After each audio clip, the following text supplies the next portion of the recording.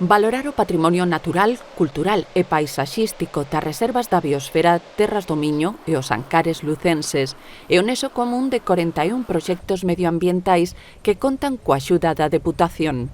As iniciativas deseñadas por outras tantas asociacións sen ánimo de lucro recibirán en total 110.000 euros da institución provincial. Isto supón un incremento dun 30%, como consecuencia da demanda que viñamos tendo estas axudas que oscilan entre os 1.000 e os 7.000 euros. E demostran a implicación que ten esta Deputación como parte fundamental dese órgano de xestión de ambas as dúas reservas.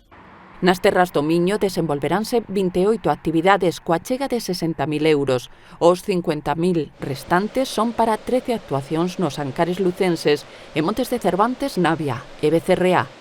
Un programa de educación ambiental para persoas con diversidade funcional presentado por Capaces Lugo ou un curso de teitado da Asociación Teitos de Piornedo son exemplos dos proxectos a desenvolver en cada unha das dúas reservas xestionadas pola Deputación.